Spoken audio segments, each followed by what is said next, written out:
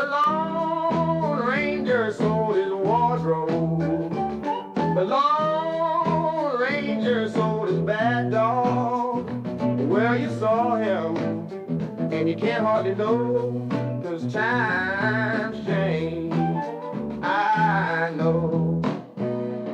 On some days, he's more than humble.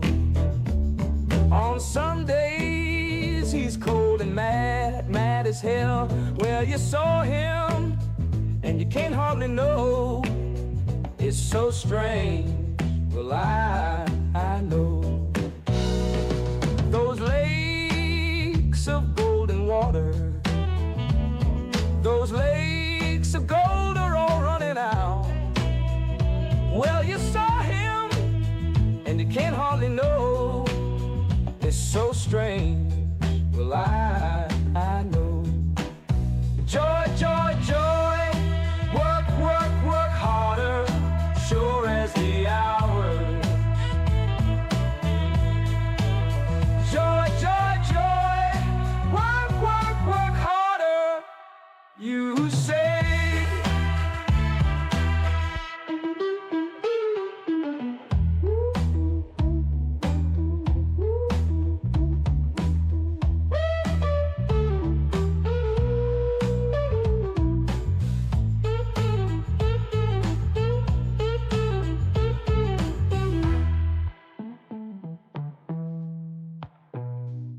On some days, he's more than humble.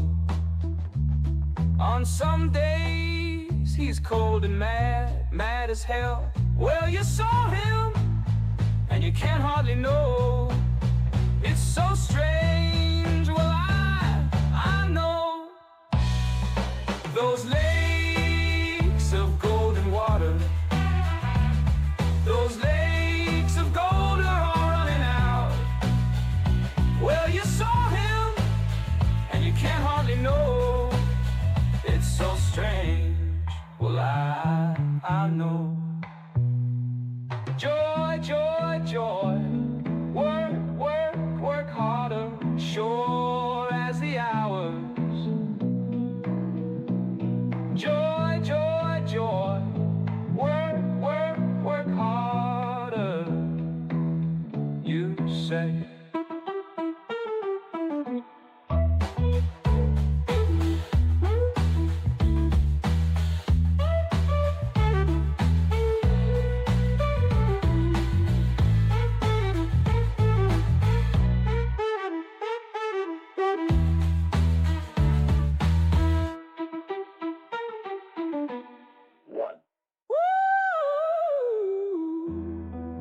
Joy, joy, joy. Work, work, work harder, sure as the hour. Joy, joy, joy. Work, work, work harder, you say.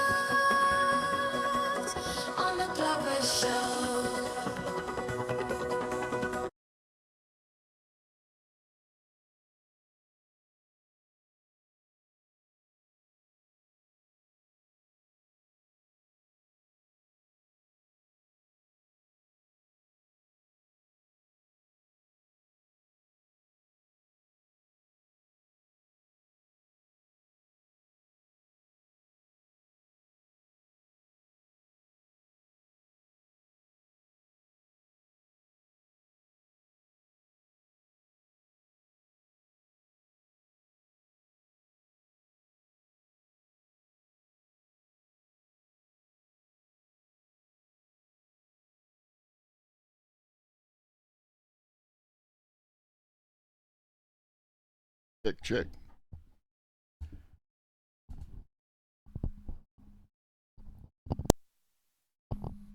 Check, check, check, check. Checkity, check, check. Checkity, check, check, check, check, check. From the top. From the top. Uh, what up? What up, Holiday? What up, Cosmic? What up, Larry? What up, Ribbons? What up, bots? What up, lurkers? What up, tiny people in my chatterino? Stampy butt. Stampy butt in the place to be. Stampy snacks. Stampy snacks. The answer, Larry, is always you find your vote is not sacred. Your vote is not magical. Your vote is not like whatever the fuck people do when they do their thing. Your vote is a strategic decision that you enact in order to achieve the best possible outcome. You can feel however you want to feel about however you want to feel it, but ultimately you you vote for the person who most closely aligns with your ideological position to deny your opponents, and now he leaves, to deny your opponents their ideal sorry their ideal outcome, right? That's it. That's it. Voting should be strategic. I do not expect. It's nice. It's nice when people like earn my vote, such as it is. What up, Iggy? It's nice when people earn my vote, but if it comes down to a choice between these options, I can feel however I want to feel about those options, but those are the options, and you pick one.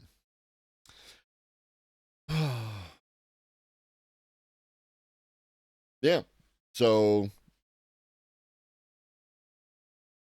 who most closely aligns with your ideological position?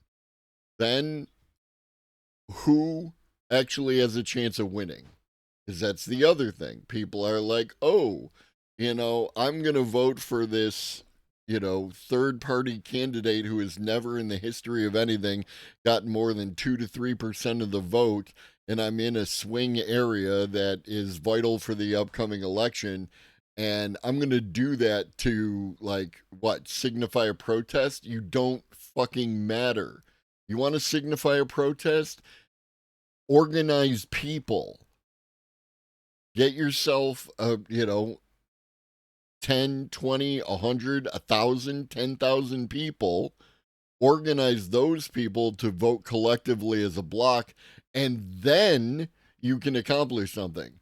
But your individualized vote, nobody cares about your individualized vote, especially not when you tell them off jump, I'm not voting for you because blah, blah, blah, blah. Oh no, fuck! I wouldn't want a 51st state to us either, homie. That's it. That's another cue, right? Like, who do the people I hate want to win, right? Who do the people I don't like want to win? Vote for the other person, or something of that nature. But that's me, baby. That's me. All right. So this is for the next month going to be the new time. We're going to start at 11 o'clock. I will update the schedule on Twitch so you know that going forward. Um, it means that Wednesday, Thursday, Friday, it's going to be a tight 1 hour before James goes on. But Monday and Tuesday, of course, more flexible. It shouldn't feel icky. You're doing what's best for Larry. You're doing what's best for the people that Larry cares about, right? That is the thing. It doesn't matter who they are, what brand they have next to their name. You just pick the one who most closely aligns with your ideological position and denies your ideological opponents a victory. That's it. That's all you're doing. It's strategic, it's tactical, it's a choice you make. That's it. That's it. Don't romanticize your vote. It's not, again, it's not magic. It's a choice that you're making in the grand scheme of things.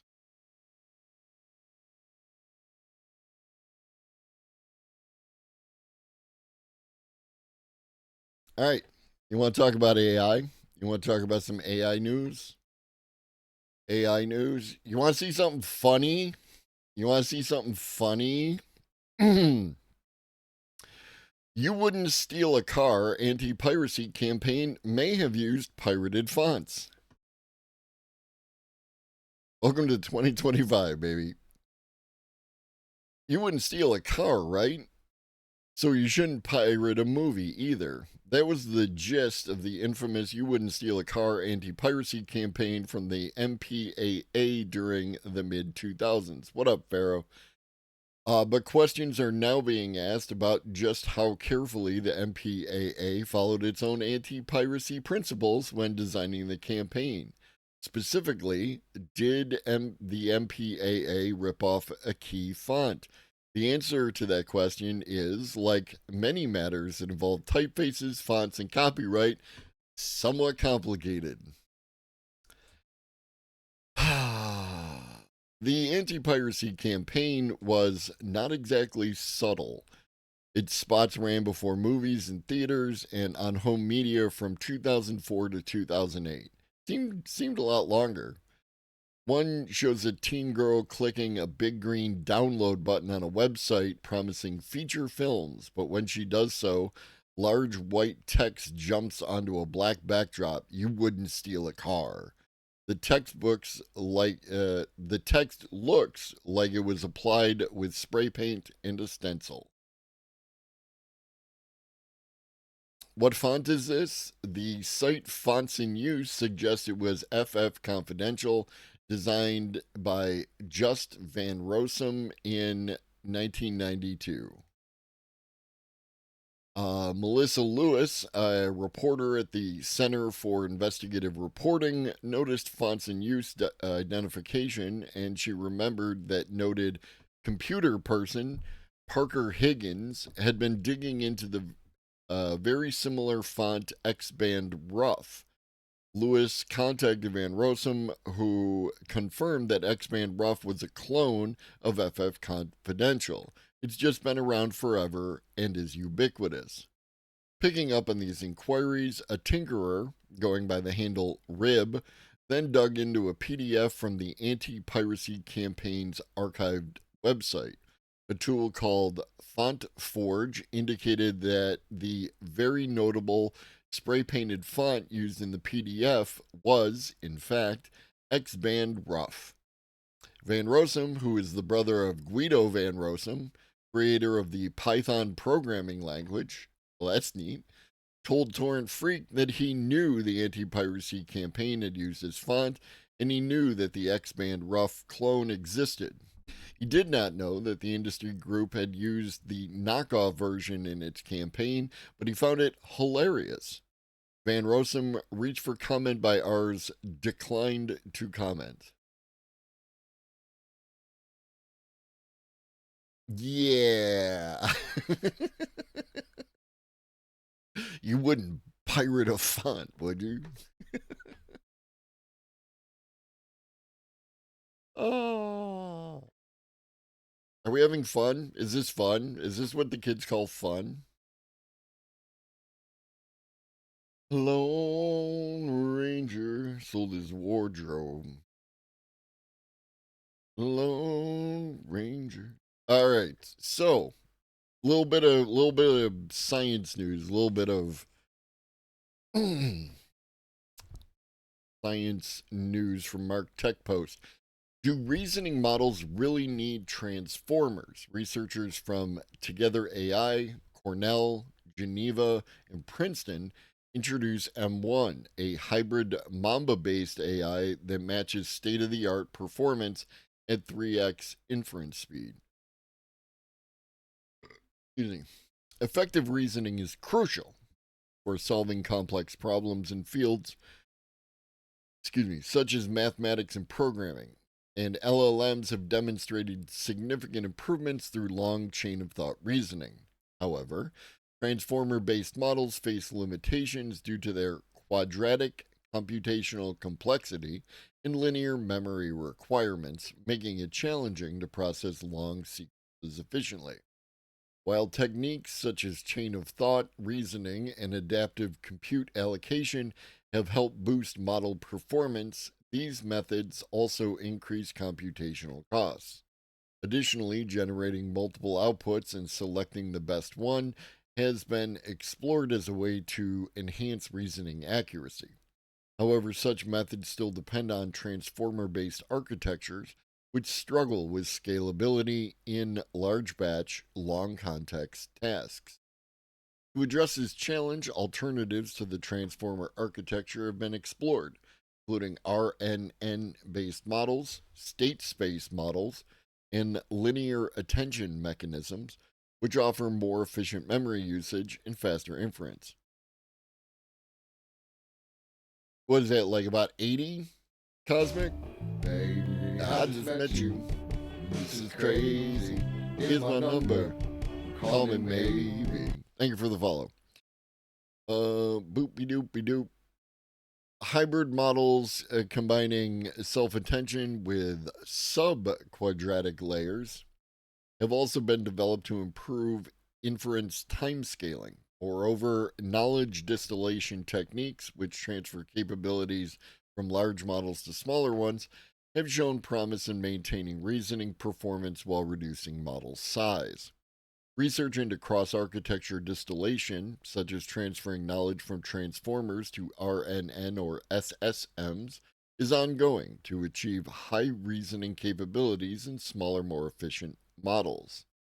Researchers from Together AI, Cornell University, the University of Geneva, and Princeton University present M1, a hybrid linear RNN reasoning model built on the Mamba architecture, which enhances memory efficient inference.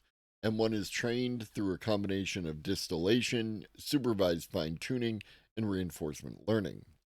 Experimental results on the AIME and math benchmarks show M1 outperforms previous linear RNN models and matches the performance of DeepSeek R1 distilled transformers.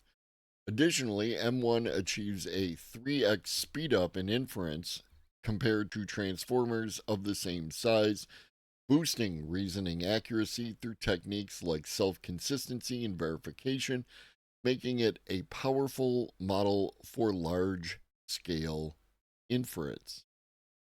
In conclusion, M1 is a hybrid reasoning model based on the Mamba architecture designed to overcome scalability issues in transformer models.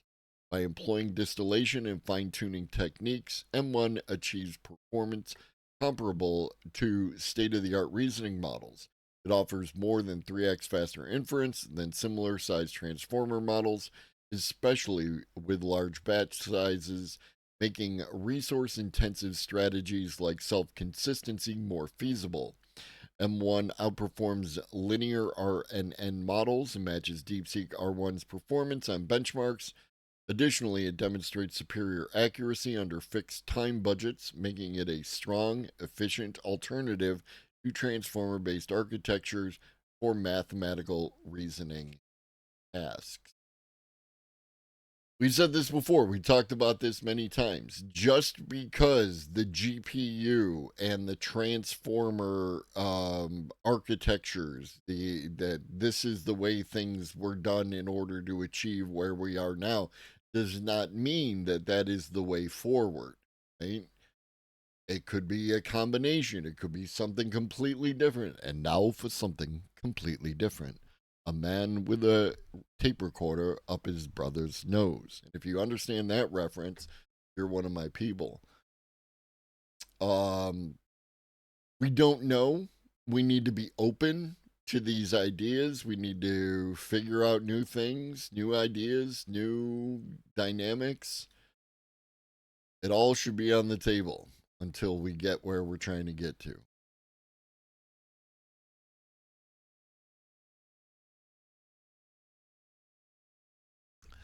From Futurism. There you go, Pharaoh. I figured it'd be you. From good old Futurism, who is super fans of AI, aren't they? What up, Dojo? We need to relearn old ideas. AI sucks at stonemasonry. Does it though? Does it? Are you doing the thing where fish suck at climbing trees?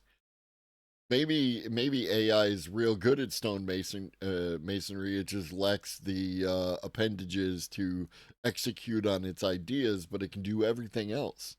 How about that? How about that, Dojo? You'll be back like before. I will fight the fight and win the war. Dojo coming back. 5 months. Just saying, people who subscribe tend to stay subscribed. There might be a reason for that.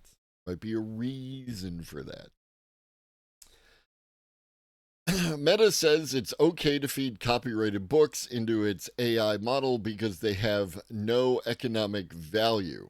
How convenient. How convenient a headline, because I actually know this story and I'm fascinated to see Futurism's take on it. Meta has been accused of illegally using copyrighted material to train its AI models, and the tech giant's defense is pretty thin. In the ongoing suit, Richard Kedre et al. Versus Meta Platforms, led by a group of authors, including Pulitzer Prize winner Andrew Sean Greer. And why isn't it Andrew Sean Greer et al.? I'm joking. I'm being facetious. And National Book Award winner Ta-Nehisi Coates, the Mark Zuckerberg-led company, has argued that its alleged scraping of over 7 million books from the pirated library LibGen constituted fair use of the material and that was therefore not illegal, which I agree with. The specious defense, that's not a conclusion that a reporter could make. That's a conclusion for the courts to make. So that the specious defenses don't end there. Today, we're going to run for probably about 2 hours. So we'll probably run to 1 o'clock. Tuesday, probably the same thing. Wednesday, Thursday, Friday, they're going to run for an hour. Because, again, sharing a significant portion of the audience with James from the internet, I would not want to deny the viewers, that experience, so on and so forth. It's a what you call it? Begins with an S. Not parasitical, not sympathetic. You know the word. Symbiotic. Thank you. Symbiotic relationship. Sure. I am too. I'm a fan of a lot of writers whose books have probably been included in the LibGen,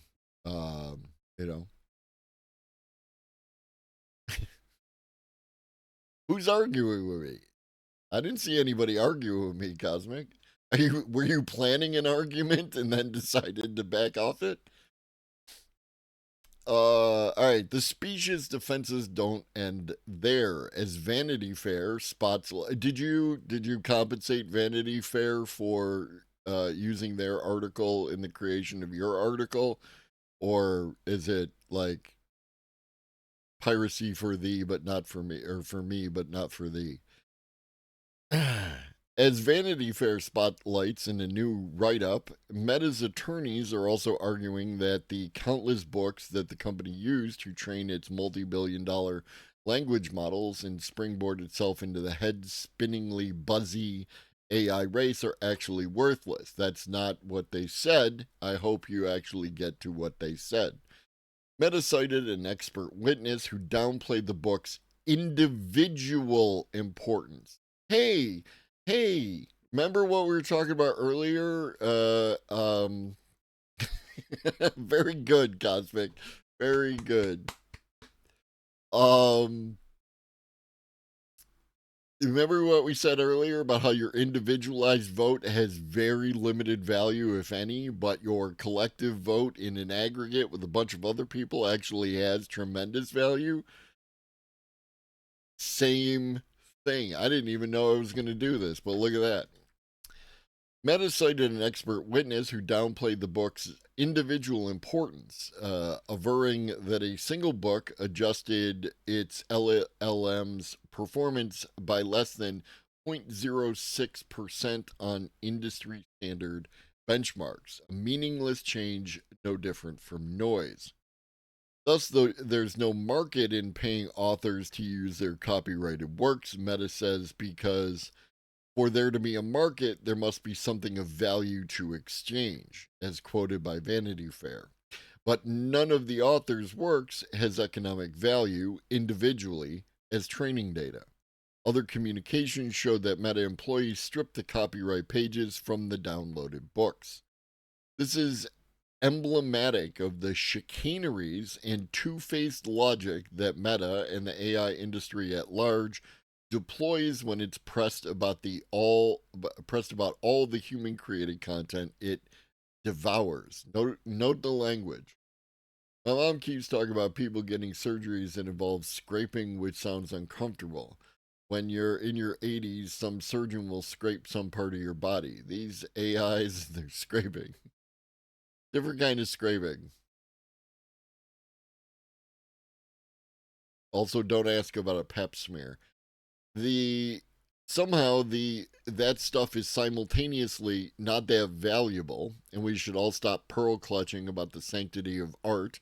In any way, an AI writes creative prose just as well as a human now. Note that you can combine multiple things within a sentence in order to what's the word, straw man somebody else's argument. Futurism is very good at this. Well, Futurism does it a lot. I don't think they're very good at it, but is also absolutely essential to building our new synthetic gods that will solve climate change. So please don't make us pay for using any of it. Again, that's not what they said.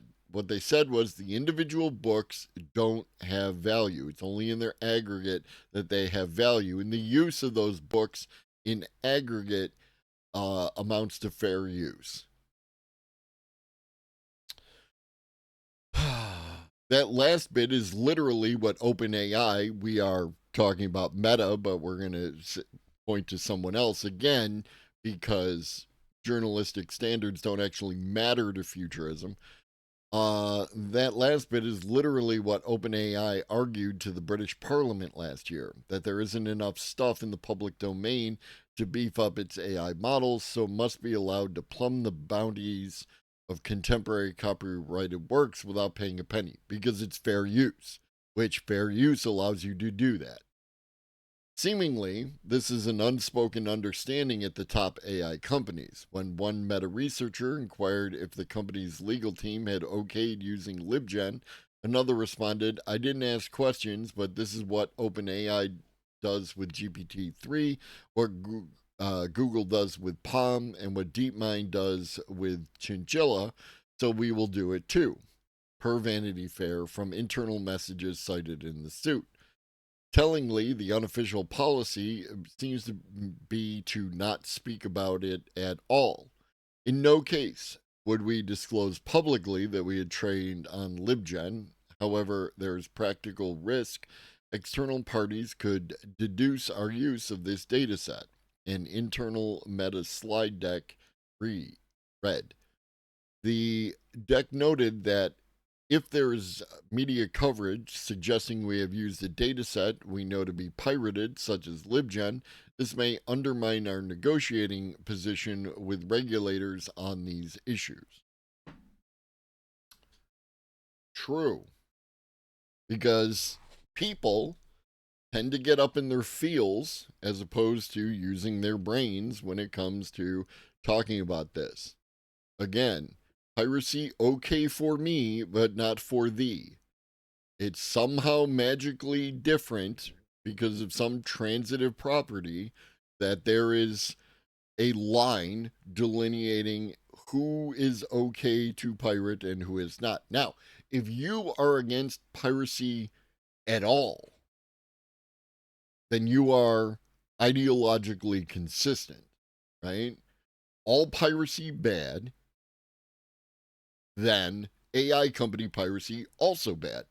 Cool, no problem, perfect.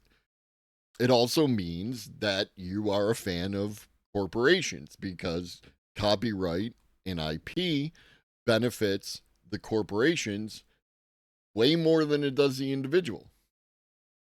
And if you don't like that, that's not my problem. A cannery in Chicago, yes. Well, if you don't know what a cannery in Chicago has to do with Boolean logic, then I question your capabilities in this area, Dojo. I used Suno today and have created a fantastic new song. I am over the moon. Glad to hear it, Cosmic. I am glad to hear it. All right. What next thing am I gonna say that's gonna irritate people? From MIT, making AI generated code more accurate in any language. A new technique automatically guides an LLM towards outputs that adhere to the rules of whatever programming language or other format is being used. Programmers can now use LLMs to generate computer code more quickly. However, this only makes programmers' lives easier if that code follows the rules of the programming language and doesn't cause a computer to crash. Fair enough. Some methods exist for ensuring LLMs conform to the rules of whatever language they are generating text in. But many of these methods either distort the model's intended meaning or are too time consuming to be feasible for complex tasks. A new approach developed by researchers at MIT and elsewhere automatically guides an LLM to generate text that adheres to the rules of the relevant language, such as a particular programming language, and is also error free. Their method allows an LLM to allocate efforts towards outputs that are most likely to be valid and accurate, while discarding unpromising outputs early in the process. This probabilistic approach boosts computational efficiency. Due to these efficiency gains, the researchers' architecture enabled small LLMs to outperform much larger models in generating accurate, properly structured outputs for several real world use cases, including molecular biology and robotics. In the long run, this new architecture could help non experts control AI generated content. For instance, it could allow it could allow business people to write complex queries in SQL, a language for database manipulation, using only natural language prompts. This work has implications beyond research. It could improve programming assistance, AI powered data analysis, and scientific discovery tools by ensuring that AI generated outputs remain both useful and correct. So, one of the things that I sometimes hear around artificial intelligence is that such and such capability that the AI has, or that the AI is getting, or that the AI is working on, or more correctly, the people who make the AI are working on, is that we already have that. So why would we do it? Why would we want the AI to do it if we already have that? I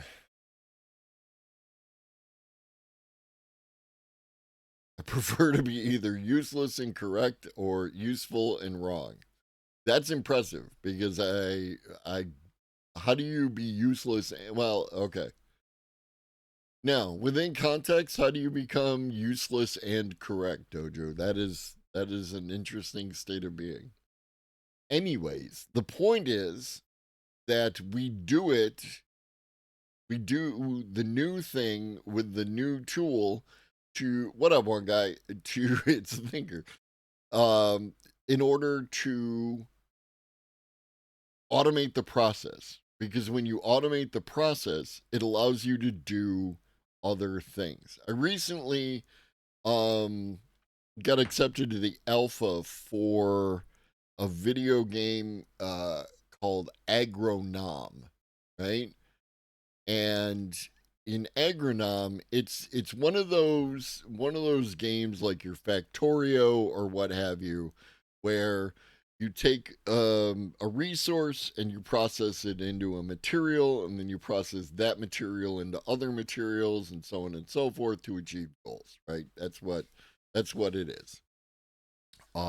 It's a neat little game in its presentation, because you have these friendly little robots, and rather than building like conveyor belts and shit, you're not even, and you don't even assign the robots. You tell the machine what you want it to do and how many of the thing you want to do out of it, and then the robots just get assigned to do the stuff. It's very neat. I like it. It's way in the alpha stage.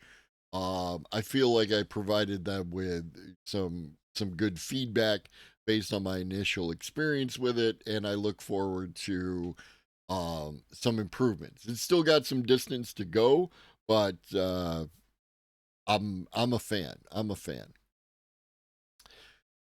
That's what we're talking about, right? So in the game, I plant seeds in the machine, and then the machine turns them into seedlings, and then the seedlings go into a bed, and then they're harvested once the plants are big enough. You harvest the fruits of the plants, and then you can convert that into other materials. That kind of automation. Yeah, I could go and I could plant every seed, because that's how you start, and I could transfer them all to the beds. But I would like to work on higher level things, and I would like the robots to handle moving the stuff around. And that's what that game's about. And that's what training these AI models to do stuff that may already exist, but doesn't exist in an automated form, right? Now, you can make an argument that if you're not suffering, then you're not achieving, and that may in fact be true. There may come some point where the philosophers tell us that because we did not suffer enough, our art sucks, or our, you know, authorship sucks, or everything is falling apart because we did not suffer enough. That may be true. I tend to find suffering as like often used by power structures, whatever those power structures may be, as an excuse why you need to suffer. And that's it. I still have a crick in my neck 9 days latering, but I am in the office working anyways. See? You know what one guy would appreciate right now? A robot, an AI, an automation that was handling their work while one guy relaxed and had their neck improve, right? Had their health improve. Wouldn't that be nice? First thing I think about when I look at art is, but yeah, how much did the artist suffer? As how much I like it depends on that. Exactly, Pharaoh, right? But you know, Van Gogh was a tortured soul and ended up cutting his ear off, and, you know, was poor his entire life. And that's what made his art good. Yeah, maybe. Maybe that's true, right? Maybe that the things that we regard as fine art, or what have you, require a certain amount of suffering. Um, I'm just saying that way lies madness. right?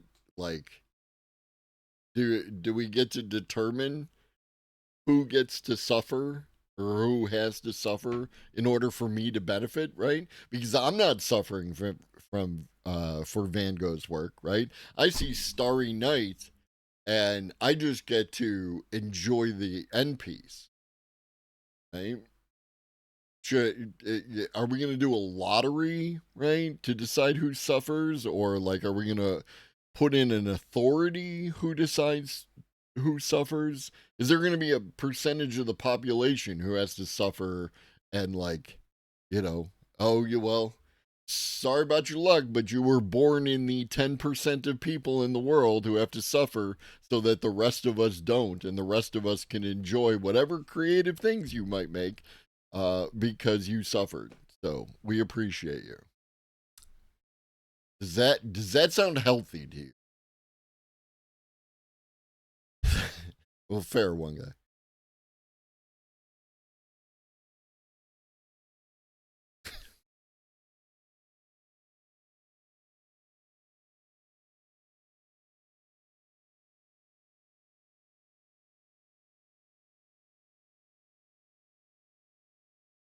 So, anyways, automation, MIT, coding.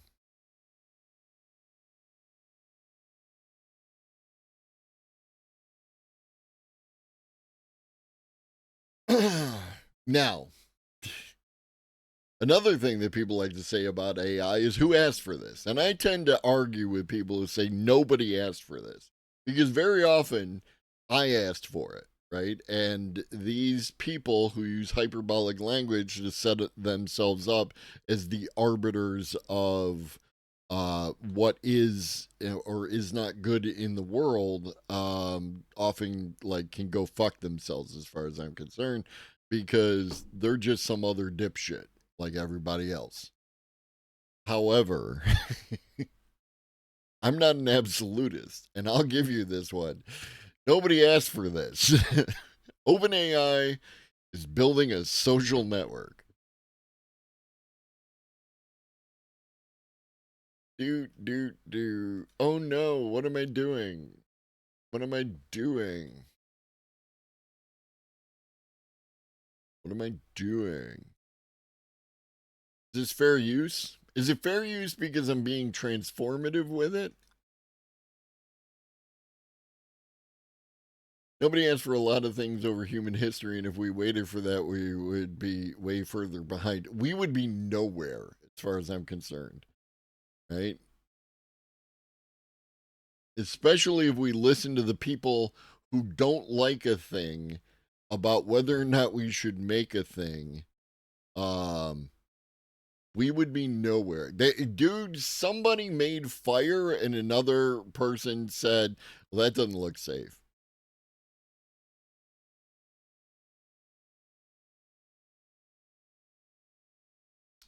OpenAI is working on its own X like social network, according to multiple sources familiar with the matter. While the project is still in its early stages, we're told there's an internal prototype focused on ChatGPT's image generation that has a social feed. CEO Sam Altman has been previously asking outsiders for feedback about the project, our sources say. It's unclear if OpenAI's plan is to release a social network, excuse me, as a separate app or integrated into ChatGPT. Blah blah blah about ChatGPT. Um, Launching a social network in or around ChatGPT would likely increase Altman's already bitter rivalry with Elon Musk.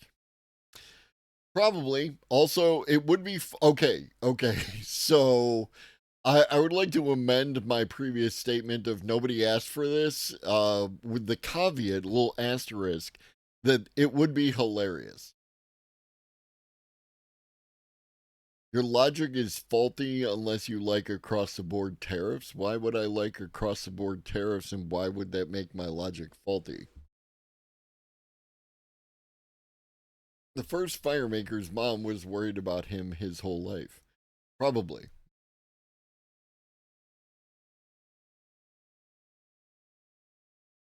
So is that it? That's actually. Oh, no. There is some. Okay. There is some actual reporting in this article.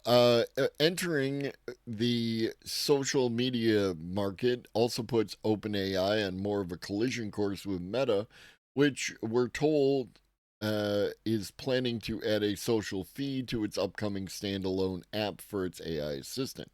When reports of Meta building a rival to the ChatGPT app first surfaced a couple of months ago, Altman shot back on X by saying, okay, fine, maybe we'll do a social app. A social app would also give OpenAI its own unique real time data that X and Meta already have to help them train their AI models. That's where that went.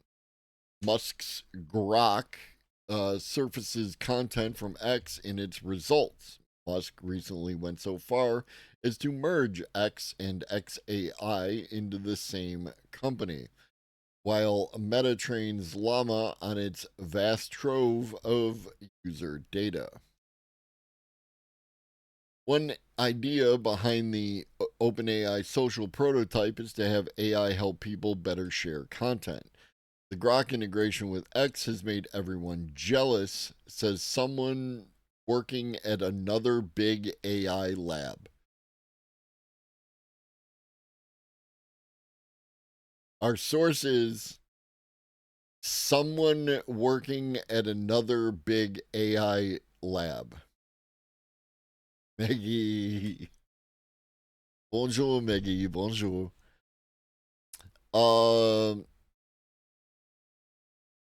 Especially how people create viral tweets by getting it to say something stupid.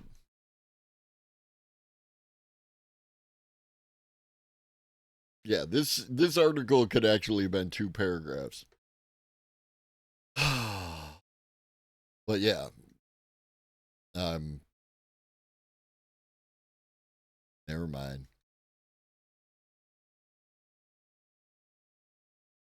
I think Sam Altman is being very clever. If he launches a social network, it might kill off Grok and Twitter at the same time. Not going to happen.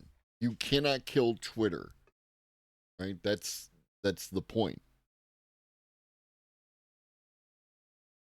Let me compare for completely different reasons, right? This is completely different reason. You can try. You absolutely can try. Well, I'm about to explain that, Larry. Certain people want to kill off the United States Postal Service. And no, I'm not comparing Twitter in like the value that it brings to the USPS. I'm just saying that the motivations behind the actions of certain people bear similarities. All right, let me explain. So, people want to kill off USPS,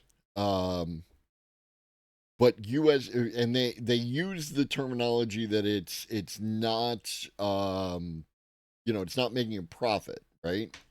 It's losing money, right? And that's like people's framing around stuff often ends up in that, oh, OpenAI has lost, X amount of billions of dollars. Okay, they're investing that. Which whole thing, Old Lobster? I'm talking about a lot. Also, what up, Old Lobster? So, anyways, um, the USPS is okay. Yes, fair enough. The USPS is a service, right? You're not supposed to think of it as in that it's going to give you a profit. That's why the framing is flawed on its face and always has been. Always has been. So, Twitter, what it does is not intended to like make a profit. Elon Musk does not care if Twitter makes a profit. And I have heard very good arguments that the fact that he lost money on Twitter, like $11 billion before he sold it to XAI, actually gave him an $11 billion loss to count against future, tax liability. So that's cool. The purpose of Twitter is, in my opinion, one, it's a propaganda tool, right? It's a propaganda echo chamber that Elon Musk and various other people like to use in order to, you know, create this propaganda upswell, right? Especially when Elon, like, we understand that the algorithm is algorithming, but in the same context, we understand that Elon has his hands on those levers, and he is very good at promoting the things he wants to promote and silencing the things that he wants to silence. Anyone who has like had a legitimate threat on Twitter, right? Has found their accounts shadow banned and sometimes loss of revenue, reduction in revenue, those kind of things. That's Laura Loomer about that experience. The other thing that Twitter provides to Elon is that data set, right? People are constantly giving him data, and he can use that data as part of training Grok. And the last iteration of Grok was apparently very impressive, and within a week was almost immediately overshadowed by other people. So ha, but at the same time, it shows the efficacy of what he's trying to do. Yeah, exactly, Larry. Right? Some person, I'm not sure who they are or what they do, but Elon allegedly reached out to her to be his next broodmare, and she declined that amazing offer, like you do. And he proceeded to disrupt her business model because he did not get what he wants, because that's Elon, right? Is there anything wrong? Does anyone want to opine a different position on that? Because I'm willing to take criticism or willing to take critique, but I feel like that's um, you know, that's an accurate assessment of the purpose of Twitter. So Twitter losing money doesn't fucking matter to anyone because it's not like when you lose money, right? When you buy something and it depreciates in value, that, depending on what you're trying to do with it, might be a problem, right? Like the idea, the old chestnut about you lose like $10,000, 12, 20, some amount of depreciation that occurs as soon as you drive a car off the lot. Well, that only matters if you're actually going to sell the car. If you're using the car as an investment, then it's a problem. If you're not using the car as an investment and you are ride or die until that thing falls apart on you, then it doesn't matter how much it depreciates because it's going to do the thing that you need it to do. And that's Elon's relationship with Twitter. He shut off DMs on the entire platform as well. Because nothing screams everything app like not being able to do everything, right? Grok's integration with into Twitter is genuinely cool with the way it automatically picks up the context of a whole Twitter thread and analyzes the photos in them. Sure, sure. If it wasn't Elon and Grok, and having to like put money into the Elon machine. I'm not paying Elon, right? Elon has so much money he can give me stuff for free. That's how I feel about it.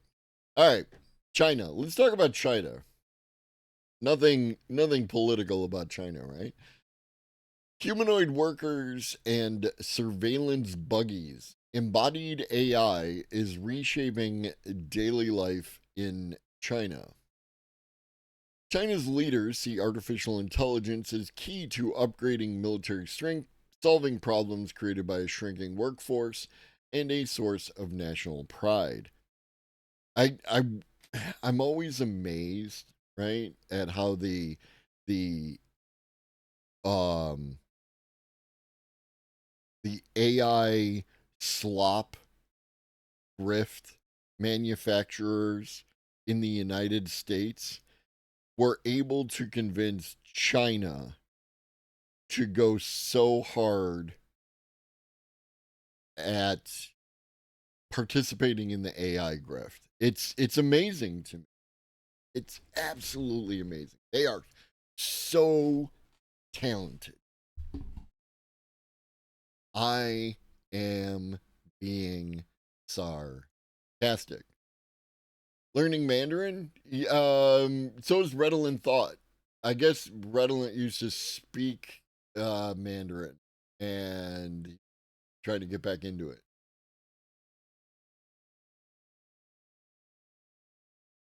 That's cool. I'm using Hello Chinese Android app. Very cool. It's good to learn other languages, right? Especially, I really feel like we're headed for that Firefly future. Uh, on a misty Saturday afternoon in Shenzhen's Central Park. What up, Nemesis? A gaggle of teenage girls are sheltering from the drizzle under a concrete canopy. With their bags of crisps piled high in front of them, they crowd around a couple of smartphones to sing along to Mando pop ballads. The sound of their laughter rings out across the surrounding lawn until it's pierced by a mechanical buzzing sound. Someone has ordered dinner. A few meters away from the impromptu karaoke session is an airdrop cabinet, one of more than 40 in Shenzhen that is operated by Meituan, China's biggest food delivery platform. Hungry park goers can order anything from rice noodles to Subway sandwiches to bubble tea. You have a second grade ability in German. All the German that I learned from comic books.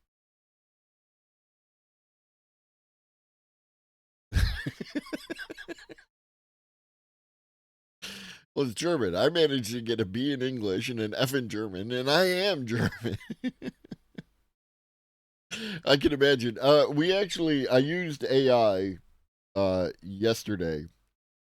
So a friend of mine is he's got lung cancer, right? And he is doing the thing, right? So we had a benefit for him. It was good. Like a lot of people showed up, nice outpouring of people and all that good stuff. But they did a basket raffle like you do with these kind of things. And if you haven't done a basket raffle, it's a thing and you should do one because they're fun. Um but I asked Gemini, what is a compound word, possibly German, that reflects my happiness that my friends are making money for their basket raffle, but that I wish people would stop putting tickets in for the items that I want to win? And it does a whole thing here. And apparently I'm gonna murder this pronunciation. Freundesser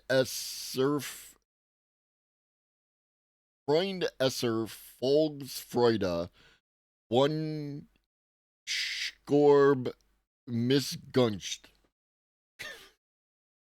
which specifically means I am hugely happy for my friends that the raffle is going so well, but I secretly get annoyed about everyone who puts tickets in for the basket I want to win.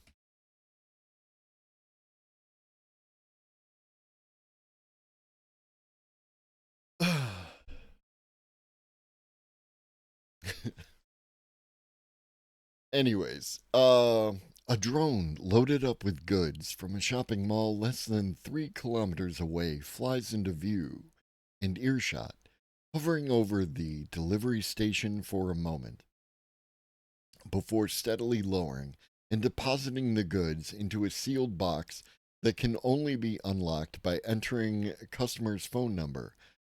Dinner is served with not a human in sight. Meituan aims to beat human delivery times by about 10%, although perhaps because of its journey whizzing through the clouds in a thin polystyrene box, the food, char siu pork and a waffle, is slightly cold. And a waffle. Fascinating. Um, this aspect of it, the fact that it's slightly cold, that's just going to result in a advancement in the technology and keeping food warm for longer, right?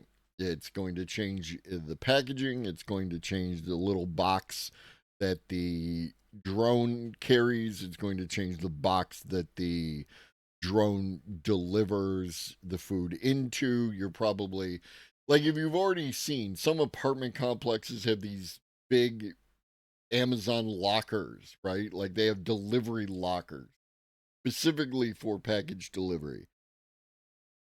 Excuse me. You're going to have something like that with a side that's heated and probably a side that's cooled as well, right? And that is just what's going to happen. Feel however you want about that, but the Chinese don't care. So, and it's it's always fascinating to me that people will talk about talk out of one side of their mouth about uh, how much they appreciate the way that China is going about their stuff, and talk out the other side of their mouth about how AI is bad and everyone who engages AI is bad and like that. Well, which is it? Because sorry, homie, but China loves them some AI.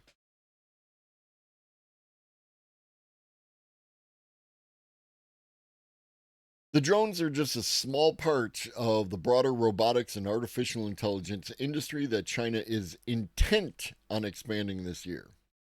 With the trade war raging, demographic challenges dragging on the economy, and the prospect of a productive relationship with the world's largest economy looking ever more remote, Beijing is doubling down. And who said that? Who's the guy? Carney, Larry. Carney is one of your choices. I mean, you can't vote for PP, right? Obviously. Is there a better guy than Carney who has a chance to win? A better person, I should say, than Carney, who has a chance to win? But Carney, I believe, said something about how the with this latest actions on behalf of the U.S. economic structure that existed, um, that those days are over, and they could be right. And this entire situation that's currently playing out, not just with trade, but also with the nature of how the United States government is treating its allies, and however you feel about that, right? Like, like I get it that you might not like NATO, right? And that's fair. And you might not like the United States being the reserve currency, and that's fair. And you might not like other aspects of the American hegemony and so on and so forth. And all that shit is fair as fuck. I'm just talking contextually from the point of view of the things, the entities themselves, right? That the United States had a position, and now that position is gradually or drastically, depending on your point of view, eroding. The NDP is set to lose a bunch of seats, and they were always a faraway third place. So then, you do you, boo, but that's, I voted for the laughing lady.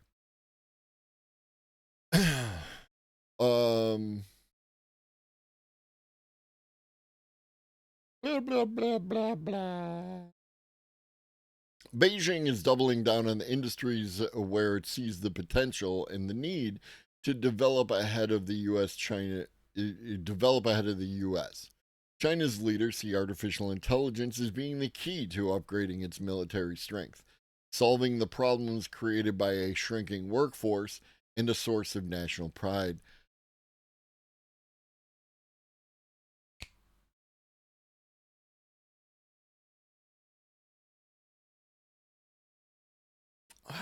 Okay, so it makes sense. Something makes sense. I'm always trying to figure out a way to make something make sense, right? Like make it make sense. So again, this streamer that I saw was talking about how we should not be criticizing other countries for how they go about their business, right?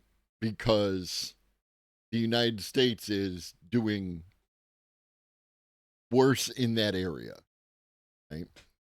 Assuming not, I'm allowing those priors, right? Like the presuppositions, I'll just accept them as true.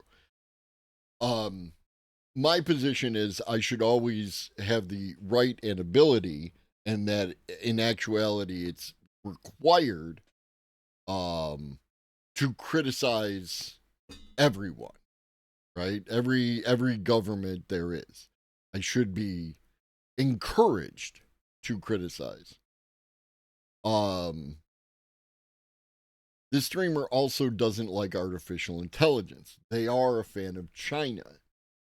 At least some aspects of China. I don't know their full take on China, but China positive in that regard. And now I understand, right? Because China as a possibility. I could be wrong, and I have no way to test this hypothesis, but this is my logic around the scenario. They don't like AI. China does like AI by not allowing criticism of any entity outside of the United States because they live in the United States. And following that, Jordan Peterson, clean your own room first kind of logic, they're like, okay, well, we can't criticize China until we have resolved all our own issues at home, which is beyond being statist and everything else. It is questionable logic on its face. But allowing all of that allows them to ignore the fact that China, who they're a fan of, is good with AI because they don't allow themselves to criticize China because the United States isn't done yet, isn't fixed.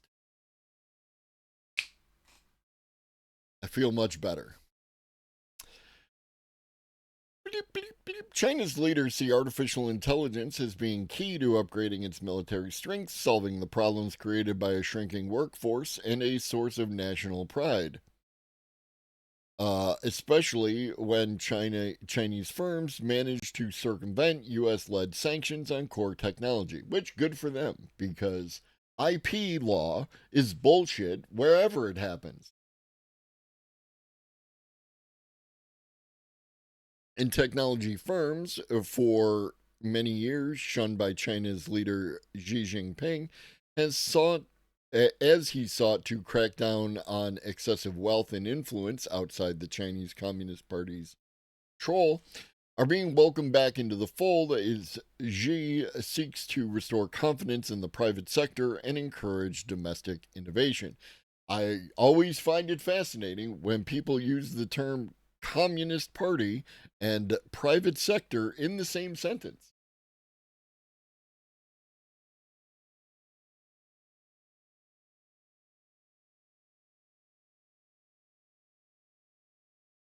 In March, Premier Li Qiang promised to unleash the creativity of the digital economy with a particular focus on embodied AI. Guangdong, which includes the tech hub of Shenzhen, is at the forefront of this movement. The provincial government recently announced 60 million yuan or 6.4 million pounds, no idea about dollars and who cares, in new funding for innovation centers. Shenzhen is in particular is known as China's drone capital. Maybe we could refer to Shenzhen as China's Silicon Valley because we like to do stuff like that.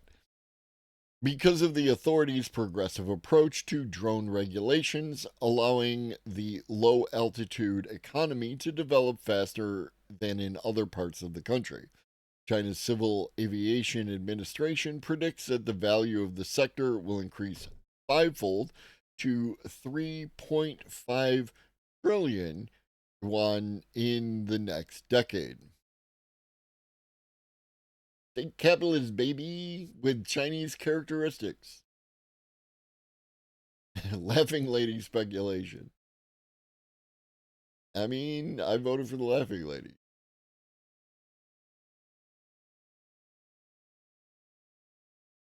I don't.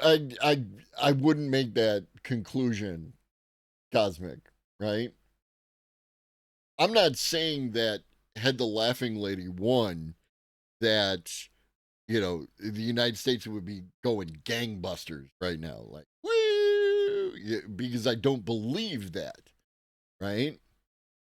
What I do believe is that there are a lot of behaviors that are currently engaged in by the current administration which would not be occurring under the laughing lady. That is my only opinion on the entire thing. Right? That's it.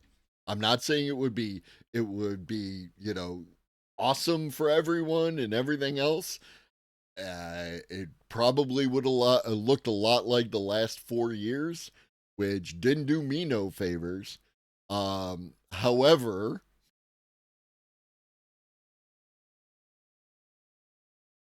not a fan of what's going on now. It's not just drones that are promising or threatening to upend the tempo of urban life in China.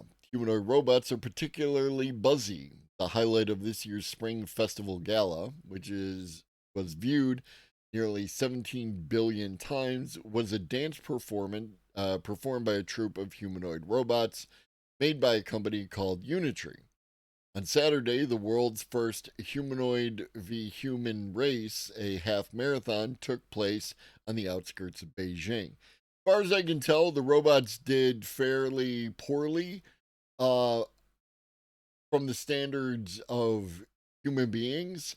However, from the standards of robots, I think they did extremely well.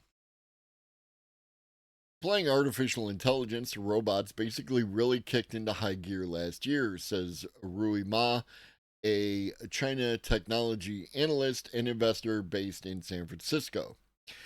The shift could allow the industry to grow at a much faster rate in 2025 than in previous years. Reinforcement learning, which means training robots to learn from experience rather than relying on rigid models, allows humanoid robots to be trained in months rather than years, hastening the pace of information. Going back to the previous thing I said, why would we already know how to train robots? Why would we work on a thing to automate the process of training robots? Now we know, right? Now we know it can be done faster. It doesn't matter if we already have a solution, we can do better.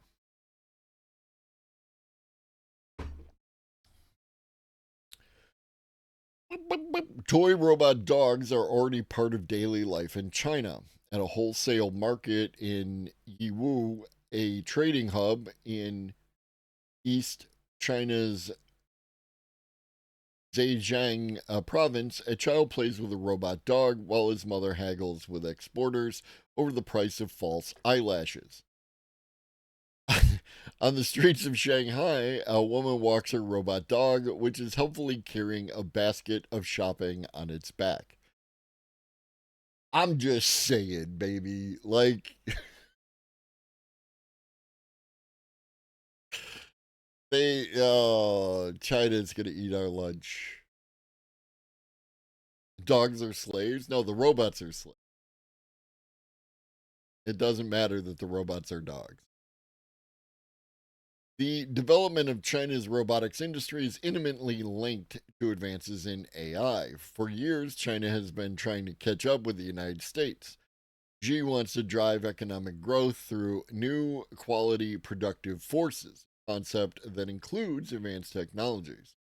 Many in Washington fear that the US's lead is narrowing. I wonder why. One major tool in the US's arsenal has been its control over the important parts of the supply chain for semiconductors, microchips used to train advanced AI models. The US restricts the export of the most sophisticated chips to China, part of a strategy described by former National Security Advisor Jake Sullivan as high fence around the US's most strategically valuable technology. But fun fact, it's often not produced in the United States, unless Taiwan is the 51st state. A lot of that chip technology is not produced in the United States at all. Weird, super weird.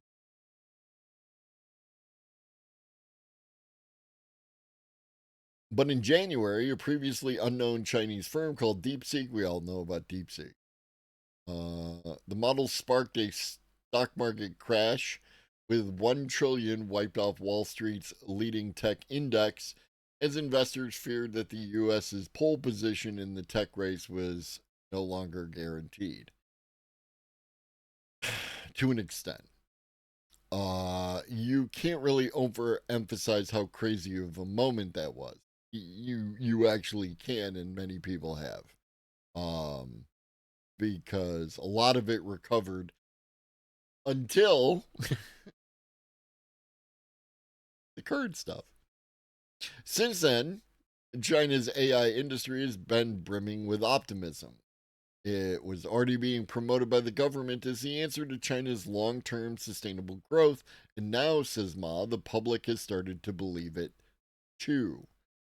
Li Shuhao, a tech entrepreneur based in Guangzhou, who founded an AI marketing company, I'm going to go with TechDo, in 2017, was in the United States when the DeepSeek moment happened. All of a sudden, it was way easier for me to arrange interviews and arrange meetings with other AI scientists. DeepSeek is kind of a symbol for the Oriental way of doing business, says Lee. Self confessed metalhead surrounded by electric. I'm fascinated that he used the term Oriental. He did it, not me. Surrounded by electric guitars and drum kit in his office in Guangzhou.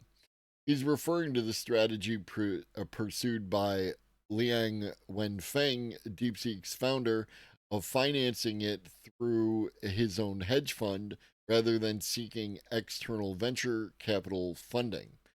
This is how typical Chinese entrepreneurs think. Just survive first, then do something new. DeepSeek published, and not to give any credit to Palmer Luckey, but that's exactly the same thing that Palmer Luckey said during his TED Talk about Anduril, right? It's the same process. Anduril did not seek contracts and then use that money to create technology. Anduril created technology and then seeks to sell it on contract to the U.S. military. DeepSeek published its work as open source, a principle that the government has long favored, and a move which has encouraged widespread adoption of its model. Robotics has been a particular beneficiary. The robotics supply chain can loosely be divided into three areas: the brain, the body, and the application of the technology in the real world. China has long been confident in its ability in the latter two areas. Advanced supply chains in other high tech industries, such as electric vehicles and autonomous drones, show that China has both the capacity to produce industrial components at scale and the know how to assemble them into complex goods. But solving the trickiest part of the puzzle, making a robot brain that can learn human like behaviors and movements, has been elusive. It requires sophisticated AI. DeepSeek's R1 model changed the game, paving a way for domestic humanoid robotics companies to catch up with overseas competitors, said analysts at Goldman Sachs in a recent note. The fact that DeepSeek's open source model uses less advanced chips helps level the playing field for Chinese companies. The industry is still fraught with challenges. Any AI model requires reams of data for training. While LLMs used for things like chatbots can draw upon the vast universe of content that is the internet, the data for robotic AI models, such as information on how to physically move through space and interact with objects or people, is relatively scarce. Not so sure about what Nemesis. A lot going on. In the world of autonomous vehicles, another sector that China is focusing on, a car needs to be able to navigate through 6 axes, degrees of freedom: forward and backward, left and right, up and down, and the rotations between these positions.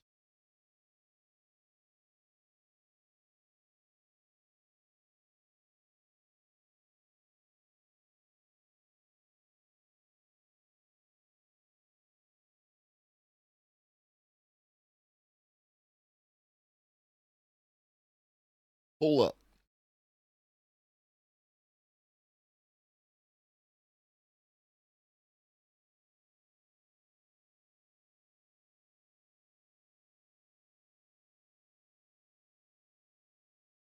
Yeah, I'm sorry. It's just that we've reached like the fifth point in this article that um sounded like super familiar.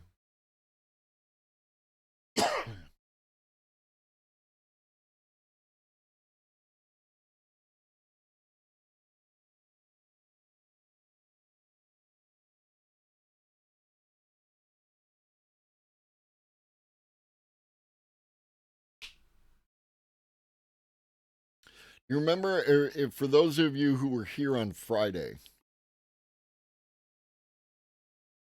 we watched a video from Novara Media.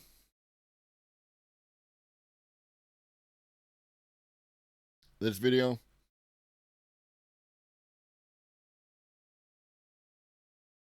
Axes or degrees of freedom, forwards and backwards, left and right, up and down, and the rotations between these positions.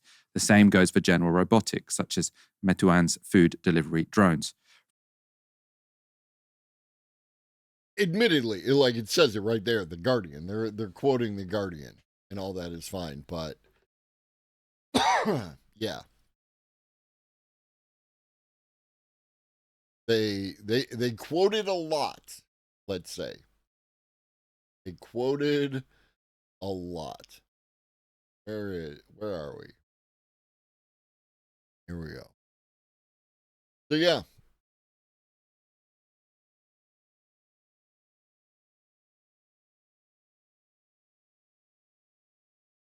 I'll just throw this in here and we're going to move on. Because most of you were here on Friday. And you can read the article and watch the video. Less advanced chips means only slower, but the bottleneck is VRAM, not speed. Not so sure autonomous robot brains are that elusive. I mean, it's nearly all in place. Yes, right? It's a matter of perception, right? Or it's also a matter of like that thing about how like the first 99% is actually the easy part. It's the last 1% that's the hard part, or 5% or 10% or what have you, right? They're like 90% there. But the way that you gather more data to make more improvements is by gathering more data and doing more stuff. Which the Chinese are working on in the United States is speaking of drones. Whatever happened to the New Jersey drones? Remember how that was a whole big thing, and then people just stopped talking about it?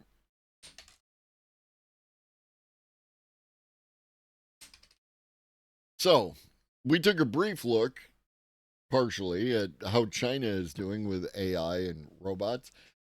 Let's check in with the United States. Hey, U.S., how you doing?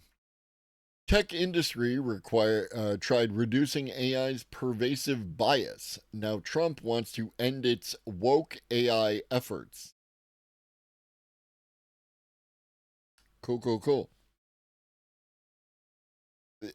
maybe, Larry. After retreating from their workplace diversity, equity, and inclusion programs, tech companies could now face a second reckoning over their DEI work in AI products. You mean capitulation didn't lead to being left alone? Wild. Wild.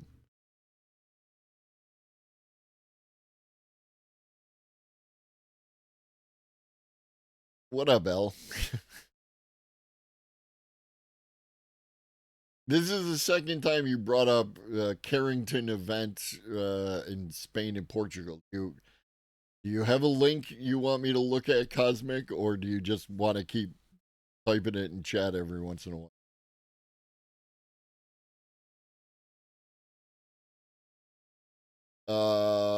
Boopy doop, boopy doop.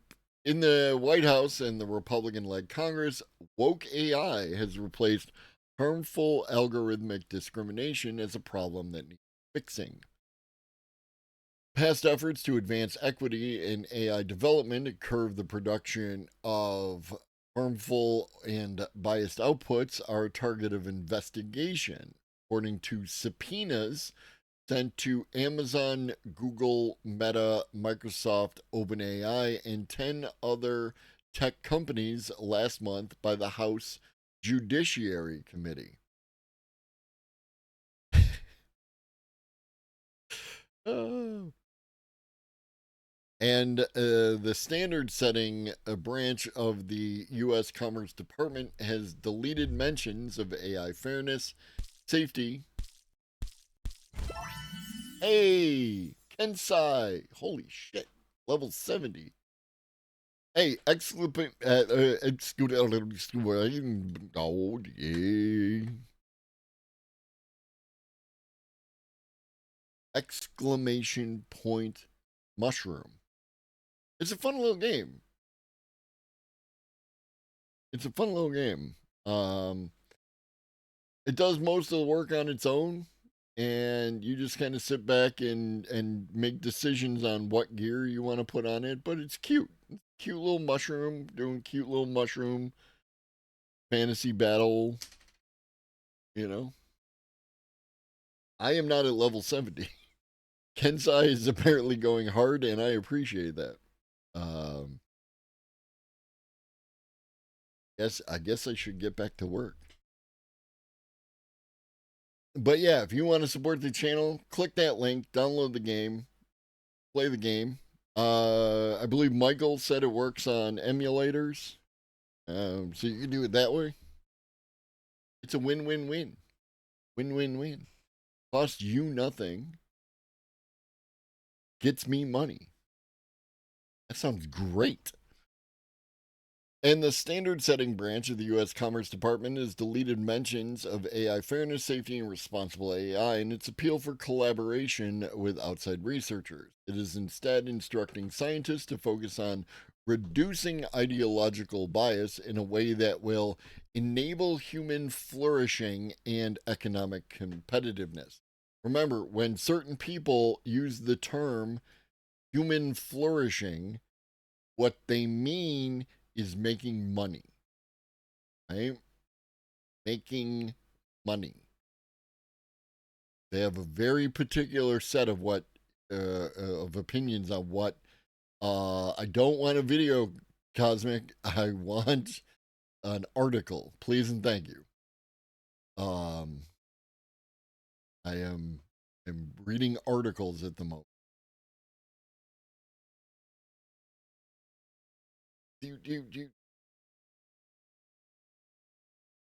In some ways, tech workers are used to a whiplash of Washington-driven priorities. That's phenomenal, Cosmic. Articles. Do you see what's on the screen?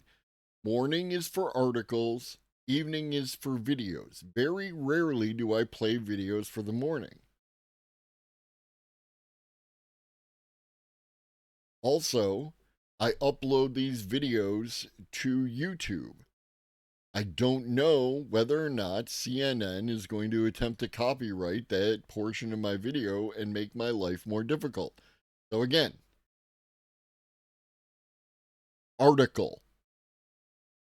What I asked for, it's what I want. Can't give it to me, that's fine. No requirement on you to give it to me. But then please stop talking about Spain, Portugal, and Carrington event. Which is like, there was a talk about Carrington event back at what other point in time? Like last year, late last year. Hey, excellent. Oh, yeah. True. Hey, excellent. Oh, yeah.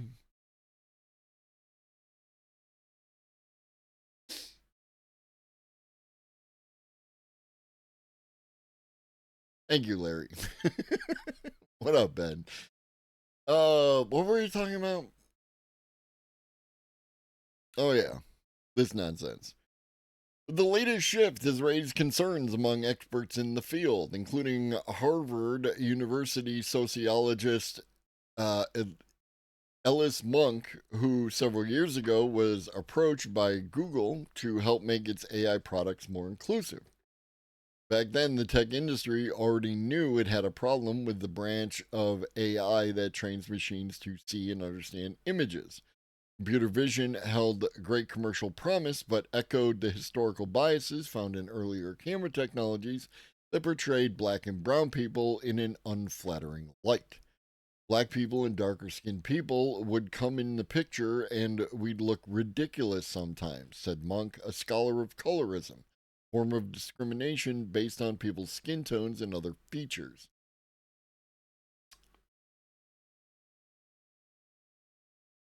It's not even about like just being righteous to people, to be righteous to people. It's good business. Thank you, Cosmic. A brief aside. Okay, extreme weather to blame for Spanish power cut.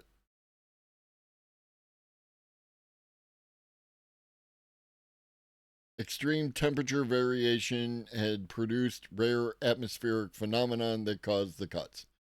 So, in answer to your question, it is not a Carrington event, and it says so in the article that you provided. Okay? That was easy. What up, Droid Specialist? Was there a recent solar storm? There was. But it apparently had nothing to do with any of that, and it had to do with the weather. It had to do with extreme temperature variations and rare atmospheric phenomenon.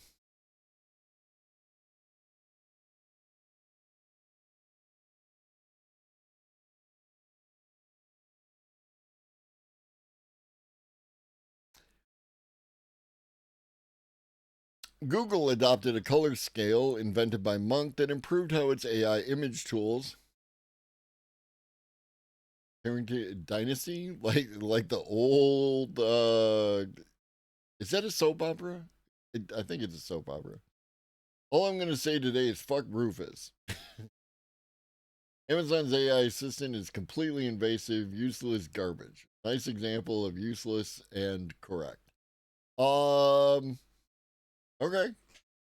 Your opinions are valid. Your experience, I'm not gonna question your experience. My experience with Rufus has been phenomenal. Are you being mean to the AI? Because and I don't mean that in any particular way. I just mean that as I'm gathering data, because people complain about AI does this and AI does that, and I don't have those experiences, and I'm nice to the AI, and I'm just trying to figure it out, man. Trying to collect data. Have you tried being nicer?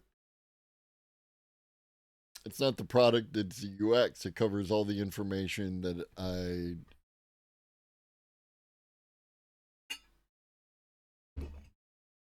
What do you mean it covers all the information? Like it hides it? Boop doop. Consumers definitely had a huge positive response to the changes. What? Oh, can I help you get out of the fucking way? Okay, yeah, so there's that. What up, Charm Chaos? Train the model on. Who trained what model? Rufus? Rufus is Amazon's model. They trained it on everybody who bought shit off Amazon. And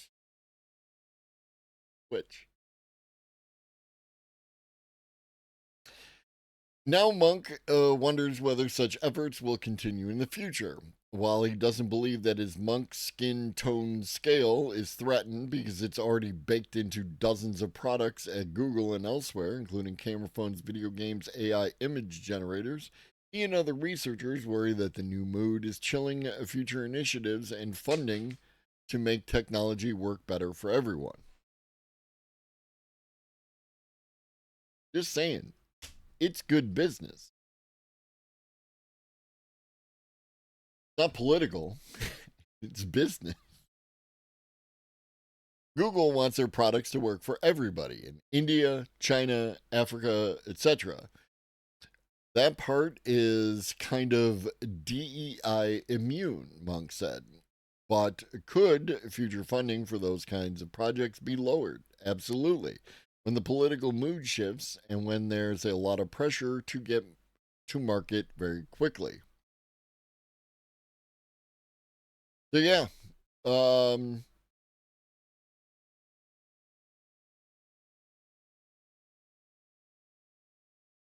know. I don't know. Just doesn't feel like a good, strong, business friendly government in place. Larry Magid? Magid? Is it like magic or is it like MAGA? Larry Magid? Dr. AI? Not quite, but still helpful. Larry is the writer of this. Let me begin. First way was correct. Magid? Let me begin by saying Megadid. Let me begin by saying that you should never make an important decision based solely on information you get from an AI chatbot like ChatGPT, Gemini, or Meta. They can hallucinate, take things out of context, and fail to understand a wide range of variables. It's especially true when it comes to medical advice. I would never take a pill or submit to a medical procedure purely on the advice of an AI chatbot. Back in the day, we used to have this thing called get a second opinion. You would go to your doctor, they would tell you you needed something extreme or invasive, and what you were supposed to do is get the opinion of another doctor, right? To get more than one opinion on whether or not you need to have your gallbladder taken out, such stuff like that. Nobody talks like that anymore because you probably can't do that. At one point in time, you were totally capable of doing that kind of behavior, but now it's going to take you, yeah, maybe Larry. It's going to take you 6 months to get in to see the first specialist, and if you want to see another specialist, well, that's going to take you 8 months. And the previous specialist now is booking out another 6 months. So when you go back to them, it's been 2.5 years, and you're still suffering with gallbladder pain. That notwithstanding, you should not, at this point in time, take medical advice purely on the advice of an AI chatbot. Having said that, I do use AI tools to help in many of my decisions, including medical ones. But if it's an important decision, I always do lateral research, either by visiting a website of a reputable expert organization or consulting a knowledgeable professional. I'll give you some examples. Last summer, while I was in Eastern Europe, my thumb started showing signs of infection. I first decided to wait till I got home to seek treatment, but it got very painful in the middle of the night. I didn't have easy access to medical care, so I turned to ChatGPT for advice. It told me that one of the remedies is Keflex, a common antibiotic. As it turned out, I had that and a couple of other antibiotics with me, thanks to a prescription from a physician who suggested I carry these in case I ever need them while overseas. Must be nice. I didn't take the pill right away, but instead consulted websites from Mayo Clinic, the UK's National Health Service, and other highly reputable medical sources, which confirmed the advice. I took the Keflex, but also messaged my doctor, who got back to me the next day, confirming this was a good choice. Later, I met with a dermatologist who prescribed an additional course just to be sure I would fully recover. A few months ago, a doctor prescribed a drug to help clear up a sinus inflammation without explaining the side effects. Even if I have a doctor's prescription, I don't take any drug, not even an over the counter medication, without doing my own research.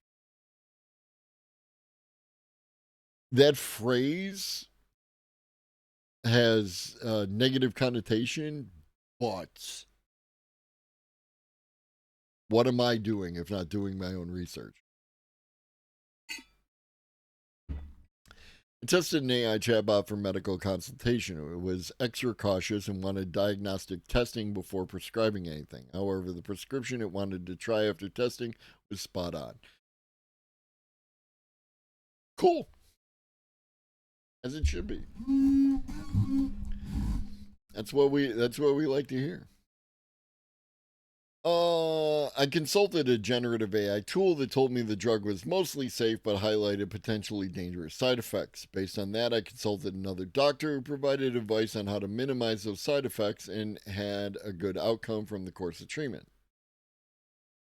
I do not use AI, Google, or any other online tool to self diagnose the cause of symptoms because symptoms can often be associated with a wide variety of possible causes, ranging from total benign to life threatening. If I have a symptom that concerns me, I consult with a doctor, not the internet. So this is a different kind of does his own research, right? Like this is the kind of do your own research that we ought to be doing, right? Not, you know, horse paste and vitamin A, but like actual good research. Excuse me. Blip, blip, blip, blip. But AI can be useful interpreting medical test results if you don't have immediate access to professional advice. Like many medical facilities, the clinic that I use posts blood work and scans to an online portal sometimes before they're seen by the doctor. Reading these reports can be confusing and even stressful, especially if you see an abnormal result that you don't understand. AI can help between the time you get the results and when you hear from your doctor.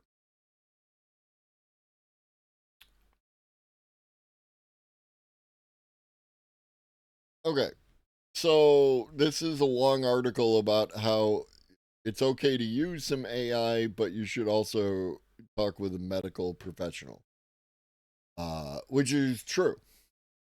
And I think we can leave it there. I also do my own research. I'm what the dictionary referred to as medically fancy.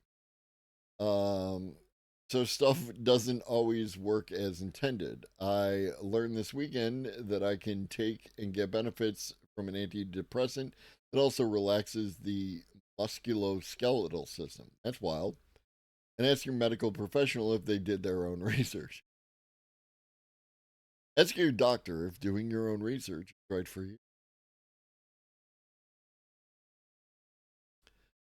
FIU News, for Florida International University.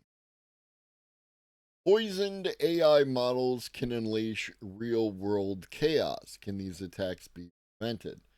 So, last night, I'm in Noah's chat, and there are people there who take a certain amount of pleasure in fucking with the AI. I both understand this kind of behavior and also don't understand this kind of behavior. and Noah referred to it as terrorism, and it kind of felt that way, right? I don't understand with trying to break stuff just like you're not looking for like a good outcome, right? It's not like I'm going to smash two things together and see what I come up with. It is the kind of I'm going to smash this thing in order to break it because I don't like it and I don't see why it's good. There are a bunch of logical hurdles that you enter into when you do this kind of behavior. It's like, oh, I'm going to break this thing because I can't see a good benefit for it, and I want to see it fail in spite of it maybe helping other people. They want to watch the world burn, right? Like, I don't fuck with the AI. I'm just testing its boundaries. And, I get it to a certain extent. I, for one, welcome our textilian overlord.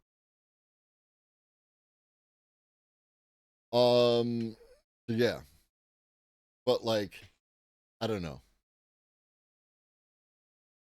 I am not here to convert the unwilling. If you hate AI, that's absolutely an opinion you have.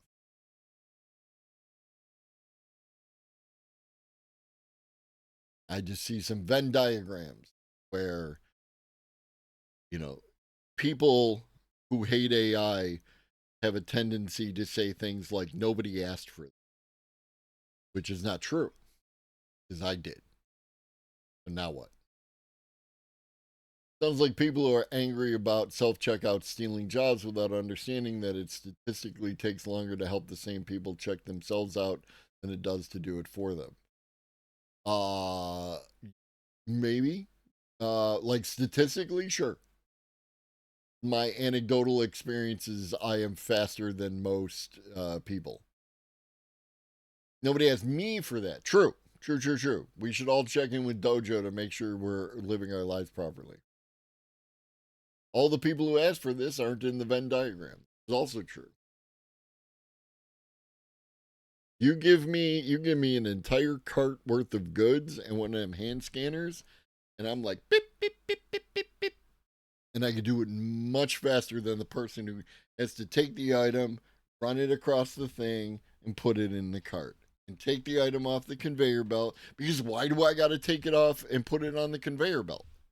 You already have some dipshit at the door who's going to check my receipt and make sure that I bought everything that I indicated. So why do I have to take it out of the fucking cart? Like, I don't understand this process. I get that, Ben. We've talked about your experience with self-checkout. It is not my experience with self-checkout. But I think that's a locational issue. A local culture issue rather than anything really different between the two of us. You hate AI or the exploitation? Ah, that requires you to think about and have a nuanced take on the entire subject, doesn't it, Nemesis? An unrelenting, ravenous appetite for more and more data may be artificial intelligence's fatal flaw. Or at least the fastest way for poison to seep in. Cyber attackers sneak small doses of poison data in the form of false or misleading information into all important AI training sets. The mission: sabotage once reliable models to skew them in a completely different direction. The majority of AI systems we encounter today, from ChatGPT to Netflix's personalized recommendations, are only intelligent enough to pull off such impressive feats because of the extensive amounts of text, imagery, speech, and other data they're trained on. If this rich treasure trove gets tainted, the model's behavior can become erratic. This sounds an awful lot like people. I wish they would just implement RFID so that they can scan your whole cart at once, other than foods that need a scale. Sure. I'm with you, Ben. Like, it's a whole thing.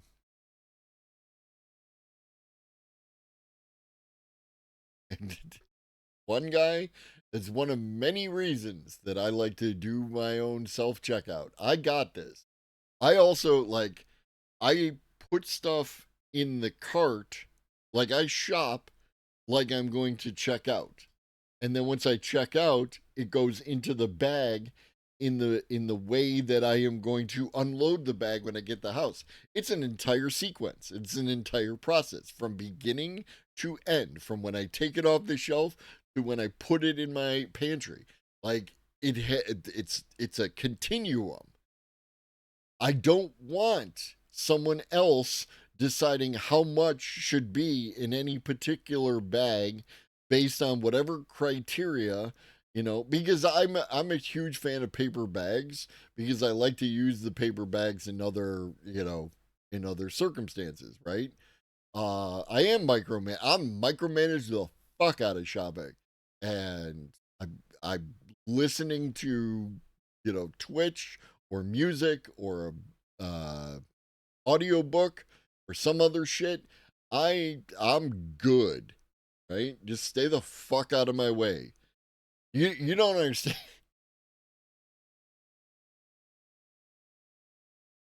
Went to the drive-through. It's been a long time since I had we have a local taco place called Mighty Taco.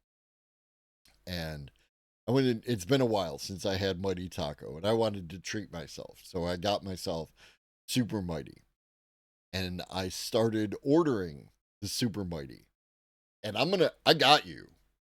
I got you. I got all the information you need because I've done this enough. And you had the nerve to interrupt me by asking me a question. And it totally, like, I came to a complete halt because I had to go back. Now, instead of giving you all the information, I had to go back and reanalyze what the fuck, dude? I had you. I had you. You just had to shut up. And I would have made this easy on both of us.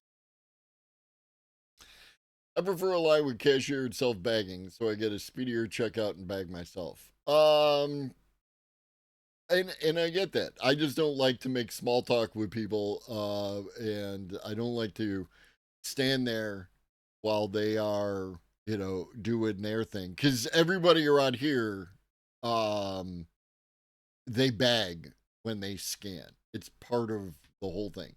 Again, I think it's local culture, Ben. I want to be I want to be going. I want to be actively involved in the process, and I just want to get in, get out. Well, the other thing, one guy, is it's not even that they. I'm sure. What up, Michael? I'm sure that they do some sort of training, but they also they only put a certain amount in the bag, right? And sometimes that could be by weight, sometimes that could be by height, but like, I'm cool. I want to get out of shopping primarily no more than 2 bags. I got a heavy bag and a light bag, and the heavy bag goes here and the light bag goes here, and I hold them with the left arm and I steady them with the right. And I can take them out of the back of my car, and I could do that, and then I could open the door and manipulate all the things and get in there, and then I take the light bag and put it down, I take the heavy bag and put it down, and then I can put my fucking groceries. It's a process, worked it out, it works for me, I'm happy.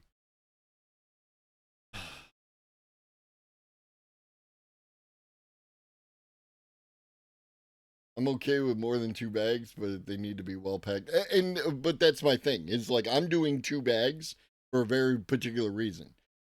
If I if I'm doing more than that, then I am doing like the big shopping, right? This is the little shopping. If I'm doing the big shopping, then the big shopping I just get everything.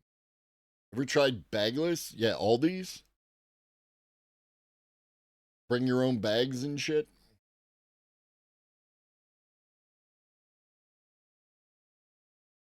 The fuck were we talking about?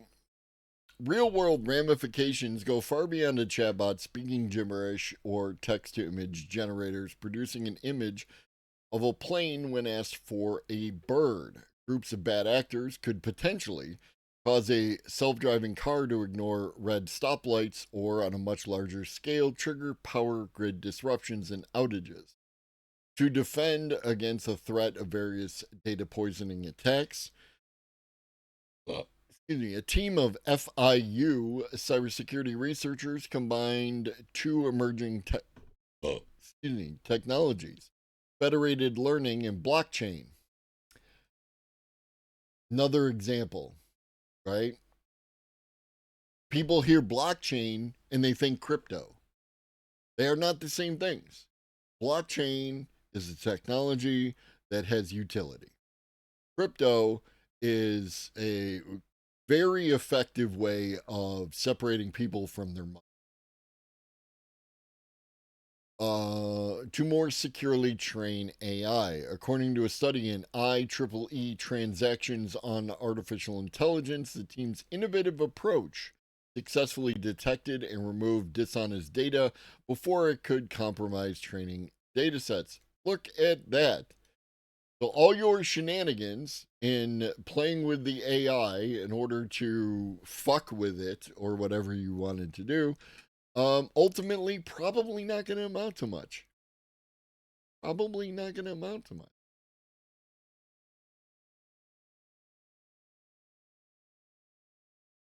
There you go, Larry.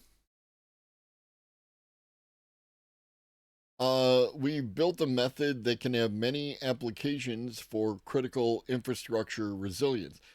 So one of the things I use the paper bags for is I use them for composting, right? I'll put the plant matter into the paper bag, and then the entire paper bag goes into the compost, right? As part of the process of composting. I always have a use for paper bags, even if sometimes it's just to put other paper bags in. The first part of the team's new approach involves federated learning. This unique way of training AI uses a mini version of a training model that learns directly on your device and only shares updates, not your personal data, with the global model on a company's server, while privacy preserving technique still remains vulnerable to data poisoning attacks. Verifying whether a user's data is honest or dishonest before it gets to the model is a challenge for federated learning. So we started thinking about blockchain to mitigate this flaw. Popularized for its role in cryptocurrencies such as Bitcoin, blockchain is a shared database that's distributed across a network of computers. Data is stored in, you guessed it, blocks linked chronologically on a chain. Each one has its own fingerprint as well as the fingerprint of the previous block, making it virtually tamper-proof. The entire chain adheres to a certain structure, how the data is packaged or layered within the blocks. This is like a vetting process to ensure random blocks aren't added. Think of it like a checklist for admittance. Researchers use this to their advantage when building their model. They compared block updates, calculating if outlier updates were potentially poisonous. Potentially poisonous updates were recorded, then discarded from network aggregation. Our team is working closely with collaborators from the National Center for Transportation Cybersecurity and Resiliency to leverage cutting-edge quantum encryption for protecting the data and systems. Our goal is to ensure the safety and security of America's transportation infrastructure while harnessing the power of advanced AI to enhance transportation. It doesn't have an NFT. Sure, it's this one right here. Just don't copy and paste it. All right, that is going to be a wrap. Please stick around for the raid. You know how this works. You've been here long enough. You're all pretty and smart and skilled and all that good stuff. I will be back tomorrow. Remember, new time, 11 o'clock, not 10:30. We're going to do 11 o'clock, all right? 11 a.m. Eastern time for the stream. We're going to raid somebody I haven't had the opportunity to raid. I don't think I've raided them yet, so stick around for the raid. This is Lenny. Most of you know Lenny.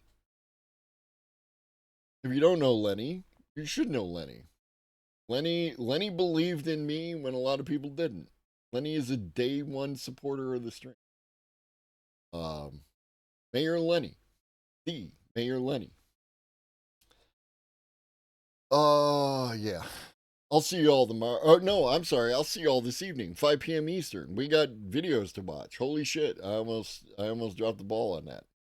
So I'll see you in a few hours. I hope you all enjoy the rest of your day, which is already in progress. If you're watching this on YouTube, you should come watch the regular show. What up, Vitingale? I appreciate that. That is great praise. Like I love it when people enjoy my stream. If you're watching this on YouTube, come watch the stream. ! Mushroom. Like, subscribe, hit that bell to stay notified. You know how this all works. And in the meantime, drink your water, eat some food, take your meds if you forgot, and always remember that Shoggy loves you. So do I. Be great.